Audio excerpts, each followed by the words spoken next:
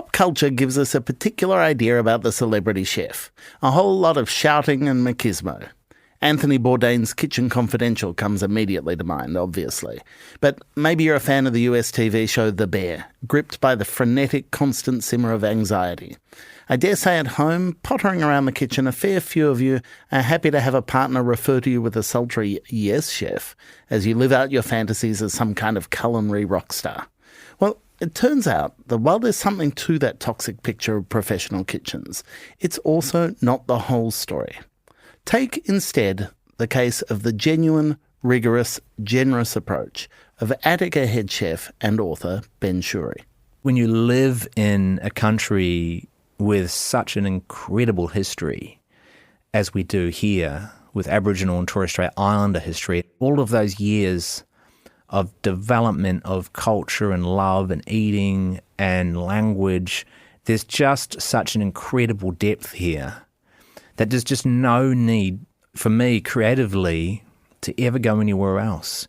Because here we have really the world's largest collection of native foods, more than 6,000. And they speak of this place and of this country more profoundly than almost anything. And as you start to work with them, you realize that, humans and food can never, ever be separated.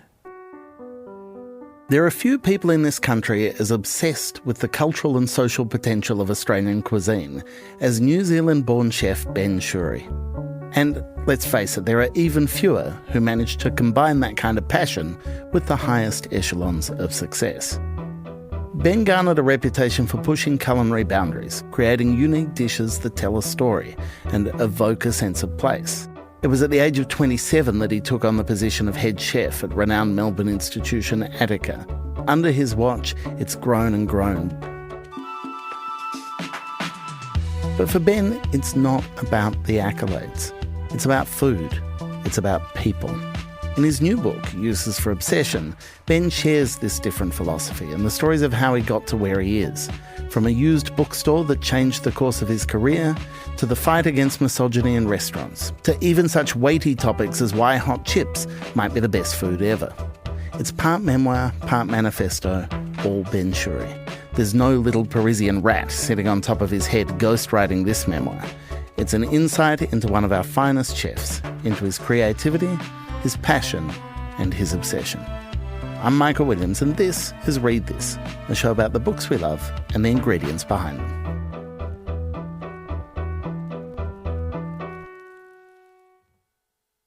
Uses for Obsession is an excellent title. It conjures up what we imagine we might want from a chef. Uses for celeriac, or uses for a mandolin, or uses for marjoram. Something grounded and relatable that translates a familiar but intimidating milieu into a space we think we might navigate.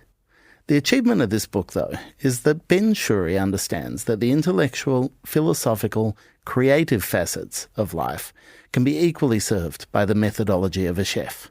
After all, what is a great chef if not a storyteller? For Ben, the spinning of a tale is central to how he does what he does. It's probably more influenced by oral storytelling, actually, and that comes from my earliest memories. My childhood, which was about making the most of what you had and getting on with things.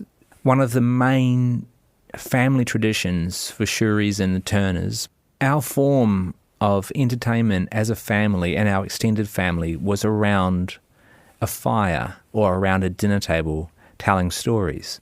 And my aunties and uncles and my mother and father would tell these tremendous stories about overcoming odds, and often they were very funny, and it was how we kind of made sense of the things that were hard that were happening in this time in the 70s and 80s in rural New Zealand. Often they were against the odds stories of going up against the man, and that was always the council, which I think is hilarious. But there was always humour, and there was always heart, and it was always truthful. And so as a child, I just loved sitting there. I lapped all of this up. And eventually, when I was old enough, I was able to become a part of that. And so in a lot of ways in this book, I'm actually honouring my own family's history of storytelling, even though it's not a written history. But the oral tradition, like part of what's so lovely about this book is structurally, it has a episodic energy where it's not a linear narrative. It's not a conventional this, then Attica, then, misfortune, then triumph over adversity. It's not that. It's a book that draws deep from your personal philosophy and from anecdote and kind of moves between them freely, like all the best fireside chats, I think. Well, thank you. I was well aware of the pitfalls of writing a memoir as a well-known person, and I just didn't want to add something else bland to the market. Whenever I do anything, I think about that product and the need for it. And so it's no different with a book. If I'm going to write a book and use those resources, how is my book going to be meaningful and useful to people? This book does many things beautifully and it has all these kind of parallel tracks going on. But one of them is about your journey from not knowing to knowing, and a journey that is a constant and ongoing one, and that's part of the joy of it. But when you write about those early days, when you write about the certainty and knowledge that comes from a French cooking tradition, and then the certainty and knowledge that comes from getting access to a Thai cooking tradition. One of the early engines is a book, is you going into a secondhand bookshop and finding a book that tells you that the stuff you've learnt before then might not be adequate for the task. Can you describe that for us? It's a rather beautiful moment. I'm living in Wellington, New Zealand, and not long before I'd completed 2 years of rigorous, brutal training under French chefs. It was 2 years of formal training at Waikato Polytech. And the one thing that I took away from that, I was really young, I was 16 to 18. And the one thing I took away from it was, yes, there's a level of mastery in these techniques and there's a history. But that history does not feel like this place. It does not feel like anything that I know. In fact, it seems from a world far away from us in New Zealand. And so whilst I didn't really know what my cooking would become, I did know that didn't feel like home. And so several years later, I'm in Wellington and I go to this bookshop, which is still there to this day, called Artie B's. And it's a secondhand bookshop. It's a really great secondhand bookshop. And I'm in there flicking through the covers of the cookbooks that are around, and and this is a moment where there's a very, very famous French chef called Thomas Keller, and he has a book out about his restaurant called the French Laundry Cookbook, and this book is just looming large in the chef land and the culture, and it just didn't speak to me either, with the most respect to him. But what landed kind of in my lap in that secondhand bookshop was this small, thin paperback cookbook with hand-drawn pictures, no photographs, which sort of seemed to be exuding an internal confidence, saying something to me like, this is a bastion of unheralded recipes and ideas and thoughts on Thai cuisine that cannot be found elsewhere. And I opened it and I began to read it in the bookstore, and immediately the author, David Thompson's words transported me to another place. And I remember kind of buying it and clutching it and sort of, skipping home excitedly to begin working from it. And what I discovered from working within this cuisine, Thai cuisine, classic Thai cuisine, or dishes that are hundreds and hundreds of years old from the royal Thai court, is that, one, Thai cuisine is one of the world's greatest cuisines, right up there with more celebrated cuisines like French cuisine or Italian cuisine. And two, more importantly, Thai cuisine is a cuisine of the mind. And by that I mean following recipes is foolhardy on a lot of levels. You can follow a French recipe. You and I could follow one today, Michael, and to be completely honest, we'd get a pretty similar result. But if we both tried to follow an advanced Thai recipe, we'd get incredibly different results. Now, that's cool, because, it ties the way that they season is personal. That's correct as well. Some people like it sweeter, some people like it more sour, more spicy. But I became transfixed by this book, and it would actually be, the factor that would mean that I would leave my home country. I would move to Australia in pursuit of it, and eventually London. It would consume my entire life for 6 years. I would be largely owned by it. It would drive me close to the edge of madness because it is so complicated and complex that it's impossible to have any level of mastery over it. Well, it was for me. One of the things I love about that is, you say at the point at which you read that book and you went home in Wellington and you decided, okay, you're going to try and master this. Not only had you not eaten Thai food, I think you say in the book, you might not have even met a Thai person at that that's point. True. This is entirely an abstraction that you're trying to make real. And when you get to Sydney and you eat your first proper Thai meal, the thing that hits you is you can't learn this from books. That books can't do it for you. No, and the thing that I write about that meal was that it was the most ruthlessly beautiful meal that I'd ever eaten. And it destroyed me in the best way because I learned that I knew nothing. And so I love this feeling of being humbled. This is incredibly powering and compelling to human growth, if we choose to see it in that way. But at some stage, I realised really what Thai cuisine didn't need was me. Creativity and the twin engines of creativity, it seems to me, that you kind of tease out in this book, both in the book itself, but also in the way you talk about cooking and you talk about food. And they're, on the one hand, technique and precision and learning and those very possibly rigid things. And then on the other hand, there is joy and there is discovery and there is play and there's those things. And they seem to me to be potentially in tension in any creative process. Where do you sit on that spectrum? Well, I think they serve each other in so many ways. I guess there's a part of the book which says that before you can subvert something, you must completely submit to a rigorous understanding of it and the ways in which people go wrong in all kinds of contexts in human life when they race in to change something. And if you haven't humbled yourself by absolutely committing to a complete and utter focus on that subject for a sustained period of time, you've really got no business mucking around with it, I love that idea of humility in the face of something that matters to you. But whatever it is, if this matters, you have to be humble, you have to concede what you don't know. And I think as a society, as a culture, we're very bad at saying, I don't know, or I can't, or I need to learn.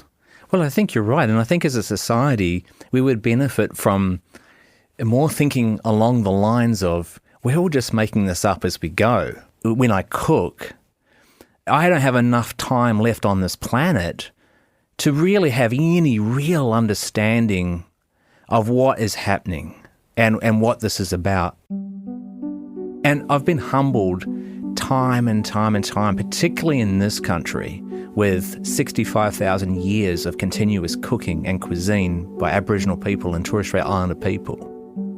Because there'd be moments as a highly creative chef where I would have thought that I've reinvented the wheel with some concept or some dish that I've made. I've brought two ingredients together, and there's a great story about bringing nerdy, Gugoni word for green ants, together with raw fish. And there's a synergy between these two ingredients in my mind as I develop this dish. And I'm like, you're pretty damn good, Like it's like that feeling of like, wow, I've discovered something here. And then 6 months later, being in Maningrida, a community in Arnhem Land, and sitting down for a coffee with an elder, with Auntie Lila Nimbaja. And Auntie starts telling me this story about how her mother, they couldn't always get fish, and she had an appetite for fish, that she would try to quench her thirst for fish, if you like, by eating green ants. And green ants is a medicinal and culinary food from that area. And she said, we always served green ants with fish. And I was like, oh my goodness, how little do you know? It's absolutely remarkable. You're just a speck of sand in the desert. Again and again, the culture tells us that professional food culture isn't open or generous. It's aggressive. It's a particular kind of macho. It's a particular kind of self-aggrandizing. The prevailing picture in pop culture is that someone who devotes themselves to restaurant excellence at the highest level is inevitably some kind of monster. That's an unfortunate truth. As an industry, we've been incredibly cruel. We've had our whole mindset around the wrong way. And many of the people that we've looked up to and admired and celebrated haven't deserved it. And for me, coming into this world as a sensitive young man from the backcountry of New Zealand who'd barely been around large groups of people in his life, I thought as an outsider that I would find a home in professional kitchens. But I was quickly taught that because I didn't fit into the status quo, that quite often kitchens were an incredibly unkind and unfriendly place for me. And if it was bad for me, it was devastating for women. So for me, that's always been a through line. Women have been held back by men, have been treated appalling by men in kitchens. And for me, when I had the chance to run my own place, that's something that I wanted to stamp out immediately to the best of my ability, knowing that I have many blind spots as a man, but listening to women, making sure that there were women in positions of power making decisions at the company. I've wanted to prove in my career, when I had the opportunity, that it could be done a different way, that this is not actually connected to anything good. And, that yelling and shouting and macho behaviour and the abuse of drugs and alcohol are not things to be celebrated. In the book, I write about the influence of certain parts of Anthony Bourdain's memoir, Kitchen Confidential. That book and parts of that are incredibly sexist and incredibly damaging, I believe, to our industry, because generations of young male chefs have looked at that book and looked up to it and worshipped it, and still to this day. I think it also valorizes a particular kind of, not just aggro, but ego, I think. And I'm curious about that relationship between creativity and self-belief. To be a creative person, to be making things that you put in the world, you have to believe that your voice is worth hearing, or people should come and eat the thing that you make, or they should come and invest in the thing that you are creating. And so inevitably there's a requirement for a bit of ego. But why does that ego in the context of restaurants, in the context of chefs, why does it curdle in the way that it does into something so ugly? Because that kind of ego and that kind of behaviour has been rewarded time and time again. It's been glamorised, as you point out, by books, by movies, right through the culture, and still ongoing to this day, Largely these stories are told by other people. They're not actually told by chefs either. But I think that, that is all just a way of men controlling the industry. There's still a huge imbalance in our industry between men and women. And of course there are other groups of people who are also affected in various ways. But most restaurants are still owned by men. And the legal and the moral obligation for this behaviour to stop begins and ends with them. When we return, Ben shares the risks of writing a tell-all food memoir and reveals the one thing that he allows himself to be a little bit shit at. We'll be right back.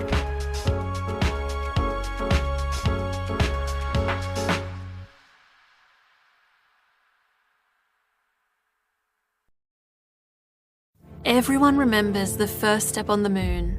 What if it had been the last? This Kingdom of Dust by David Dyer reimagines the moon landing from the eyes of Buzz, stuck on the moon, his wife Joan, trapped on Earth by society's expectations of her, and Aquarius, a journalist compelled to craft a story he doesn't want to write. This Kingdom of Dust reframes what the moon landing meant for all humankind. This Kingdom of Dust is out now. As America heads into its presidential election with ever-increasing mistrust and misinformation, the question on everyone's mind is, what went wrong? Journalist Nick Bryant's best-selling book, The Forever War, argues that the roots of the hate we see in America today can be found in its troubled past, and how the rise of Donald Trump has been 250 years in the making. The Forever War offers a perceptive look at America's unending conflict with itself. The Forever War by Nick Bryant is out now. You are someone who has a deep awareness of your responsibility to others. And I'm curious about what effect that had on the writing process, because this is your story, but it's a story about many people in your life, and your awareness of the ways in which putting it down on paper, has repercussions. It has ripples. Was there an anxiety about that for you? Well, first of all, the stories of others that I've shared, I've always thought that there's an incredible and grave responsibility for writers to consider when sharing other people's stories. So that weighed heavily on me in the writing about others or the sharing of other people's stories. And then kind of to your other point, to reconcile the risk involved, long and hard conversations with those closest to me, and none more so than my wife, Kylie, who has bravely encouraged me to write this, and at every stage, even, her own, frankly, brutal story, but also the immense amount of peril and risk that we've potentially put our company in. I think that we're very resilient, and I am not somebody that gives up easily. I also don't mind a fight. It seems important, and not as a side thing, because it does tap into the recurring thing through this book, which is the relationship between the art of what you do, the business of it, the life that you live when you're doing it, and what those relationships look like that come out of it, and how we extract meaning, I guess, from what we do. Are you at a point in your career where you feel happy with where you've landed between those different imperatives? I'm at a point in my career where I feel like letting it rip. I feel like we all have limited days on this earth, and there was probably some questioning about whether or not I'm too young to write this book. But I thought, if I don't write it today, if I don't take this risk, and if I don't face up to these truths, both my own failings and the failings of others, I might not get another chance. I want to talk for a bit about obsession, because you are an incredibly driven human being, and you are driven by a desire for excellence. You hold yourself to a standard, you push yourself to that standard again and again. And I'm interested in how hard it is to both honour that on the one hand and not let it descend into something corrosive on the other. What do you let yourself be shit at, Ben Shewry? Well, I love skateboarding, but I'm not a great skateboarder. It's been something that I've done my whole life. It informs the work at Attica, and even the writing in the book there's references to skateboarding. But the thing that I loved about skateboarding was the skateboarder doesn't just sort of fall off and then give up the first time they try a trick. They get back up and they try again. And so that's very compelling to me. And it also offers up a level of kind of pain and intensity and suffering, which I think is not necessarily a bad thing. I know we're going to try to avoid that in the future probably, but I don't think we should. I think there's a level of going through stuff that's healthy for humans. On being obsessed with things, I think, anybody of power or anybody of influence needs to be really mindful of their ambition, especially when that person works in teams. And so I've always had the ability to kind of consider the people that I'm working with and ask the question, in which ways do these affect our team, and is it negative or positive, or is it some positive and negative? And by that I mean there's a lot of people in the world that are perfectly happy to shell 10,000 baby peas or pick 20,000 lemon thyme leaves, both insufferable jobs. I would analyse whether or not it's actually worth it. Does it actually make an impact on the plate, or is it pure ego? Because if it's ego, then it's kind of cruel. And if it's not ego, if it's necessary, look, let's be frank, it's never necessary to pick 20,000 lemon thyme leaves. But if it is necessary to do this menial, mind-numbing task, then work out a way within the team to make it fun. And so that just means that the whole team does it. Maybe there's 20 cooks on a shift at Attica, and all 20 will shell the peas. And therefore, this job that would take somebody, 8 hours, which I would say is a bit soul-destroying if you're a qualified chef, for 8 hours, is shared by a team of 20 and it's done in 20 minutes. And you listen to music and you can have conversation. So it's just about a reframing kind of a lot of the times of that ambition and how we'll get there in a better way that doesn't break people down. Part of what I like so much about the book is that you are very honest about those personal eccentricities and peccadillos and the ways in which obsession can be such a personal thing. And so then navigating your personal obsession through the world is its own kind of set of challenges. And I'm curious, when are the moments when it all feels worth it to you? When are the moments when you feel like you've made a perfect thing, or you're proud, or it's enough? First of all, being with this tremendous group of people at Attica, every day it feels like it's worth it. Having the privilege of cooking for people every night, and then, fighting for your creative freedom on a daily basis, pushing against the market sometimes, But ultimately, there's this one thing that happens, and it's sort of this pursuit of the completion of a dish. So I'm working on a lot of different dishes at once, and daily we're working on something and we're trying to bring a group of ideas together. I've had a vision for a dish or an idea for a dish, and we're working on it. It's a process that goes for months and occasionally years, depending on how big the concept is. And we're working and we're working and we're failing and we're failing, and that's completely and utterly normal. But we keep working, we keep honing it, we keep tweaking it. We learn what we learn and we make notes and we come back to it and we keep going, and it gets closer and it gets closer. And then there are other people coming in, there's makers and artists.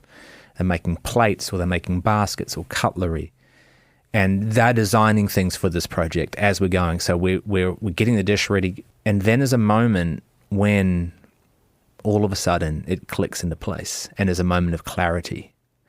And this moment is the moment I live for. This is standing in the kitchen and plating that dish for the last time, and taking a spoon and bringing it to my mouth and realizing that it's there, and there's this euphoric hit that shrieks through my body, and I beam, and everybody knows, and this is the sort of end of this journey. And I've said often, if I couldn't feel this feeling, that I'd hang up the knives, because this is actually the reason. Feeling this sense of joy from following an idea through to its completion, and then just being so excited to share it with other people. Have you felt the equivalent feeling as a writer on this book? Multiple times. Writing this book has been one of the greatest joys of my life. It's also been one of the hardest things I've ever been through in my life. I get the feeling, Ben Shewry, that if it wasn't one of the hardest things, you couldn't find the joy. Like that joyful experience, that beaming moment that you describe, almost needs the pain and the journey to get there to be fully realised. Is that fair? I think it is, and I think it's kind of a well-known fact that exists within creativity, and I'm not talking about the tortured artist trope.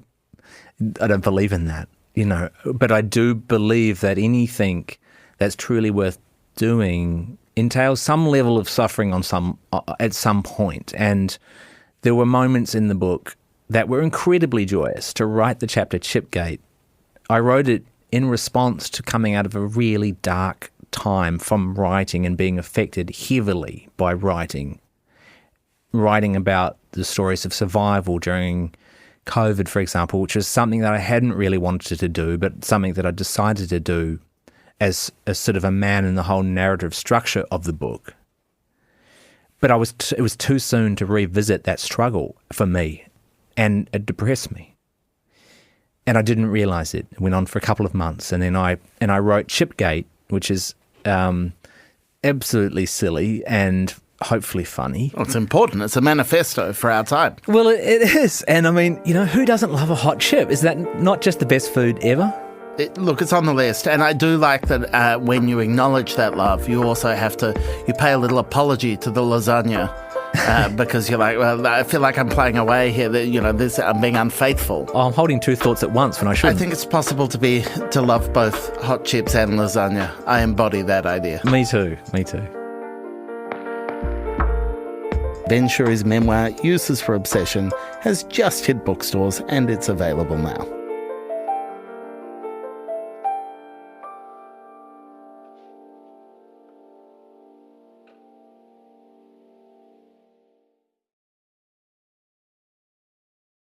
Before we go, another book I've enjoyed this week, and it's Virginia Trioli's new book, which is kind of a great companion piece to Ben Shewry's memoir. It's called A Bit on the Side, and the subtitle is Reflections on What Makes Life Delicious. Part memoir, part essay, part recipe book. It's about food and conversation and good company, and it is delightful. That's it for this week's show. If you enjoyed it, please tell your friends and rate and review us. It helps a lot. We were in an Apple store the other day and my 14-year-old went to all the devices in the shop and subscribed to Read This on the podcast app on them and did automatic download just to get the numbers up. That's what he's done for me. What have you done lately? Next week on Read This, we're chatting with Robbie Arnott about his latest novel, Dusk, which he began writing during the first sleepless year of parenthood. So I didn't plot Dusk out. Don't plot any of my novels out. And that probably sounds a bit crazy to some people, but maybe normal to others. It makes sense. You weren't even conscious for it. I was kind of in a waking dream the whole time. Read This is produced and edited by Clara Ames. The show is mixed by Travis Evans, with original compositions by Zoltan Fetcher. Thanks for listening. See you next week.